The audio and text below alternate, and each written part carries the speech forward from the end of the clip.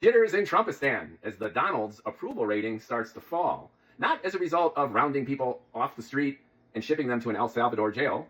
No, not asking the Palestinians to get the fuck out of Gaza, or throwing the EU, NATO, and Ukraine under the bus, or hurling insults at the judiciary, or a host of all the fun stuff that Trump has been doing that freaks the hell out of the left, and that even everyday Americans are just kind of like, well, did we really vote for this? But what's really fucking the Donald up right now is what would otherwise be his sweet spot, the economy. All this tariff mayhem, the markets going up and down by trillions of dollars every day, all the mixed messaging, the word salad coming out of the White House.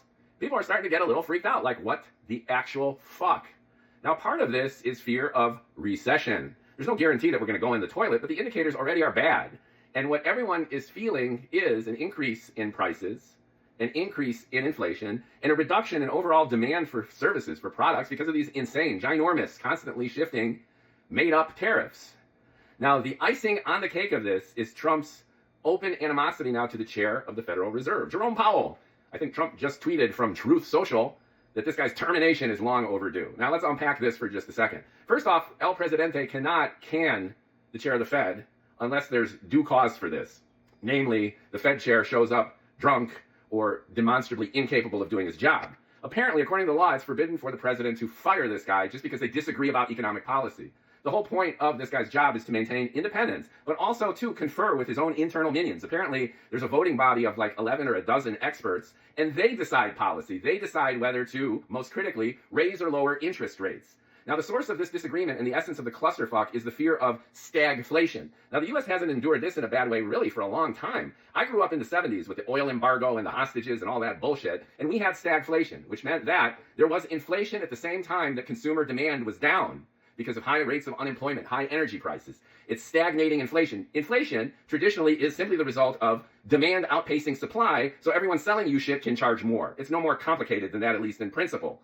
So now we're facing stagflation again, at least as uttered by Powell, to the fury of Trump, because the tariffs are inducing the same kind of schizophrenia on the part of the economy. The tariffs reduce demand because prices go up of goods that are imported, which are so prevalent in such a huge percentage of the U.S. economy. Prices go up. Demand goes down. But as prices go up overall due to this artificial tax on their cost, demand going down, inflation is actually going up. So you have a stagflationary situation. Now here's where the Fed gets involved. The Fed has only a few switches that they can turn to help improve or at least stabilize the economy, one of which is raising or lowering interest rates on borrowed money, which will impact everything from your credit cards to your mortgage to your car loan.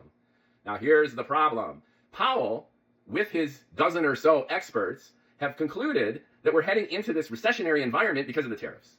And the Fed doesn't want to lower the interest rate, okay, to make more borrowed money flush into the economy because they don't want to stimulate the economy because we're headed toward a bigger inflationary environment because of the fucking tariffs.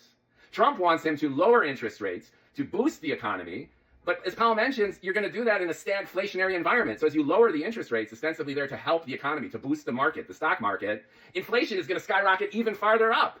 Why? Not because there's more demand than supply, but because you've reduced the fucking supply because of the goddamn stupid tariffs. So even if Trump terminates the chair of the Fed, there's still the 11 other mofos who vote on policy. Trump could appoint one of his own boys in there, but it's still consensus. And even, and especially if one of Trump's own boys or girls is chair of the Fed and basically does whatever the fuck the Donald wants him or her to do, just like Pam Bondi in the DOD, just like Marco fucking Rubio as Secretary of State, like Pete Hegseth of the DOD. So if this new chair Fed is just a tool of the Donald, then we're really in for thrills and spills, because if they listen to this dumb motherfucker, he's going to lower interest rates at the same time the tariffs are really going to impact the economy. So inflation is going to skyrocket. And that's the number one buzzkill for the economy, because every single price of every fucking thing goes up. And then demand plummets even more. And in a stagflationary environment, this is a negative feedback loop. So the whole thing about prices going up is it cools down the economy. And when the economy cools down, inflation is reduced.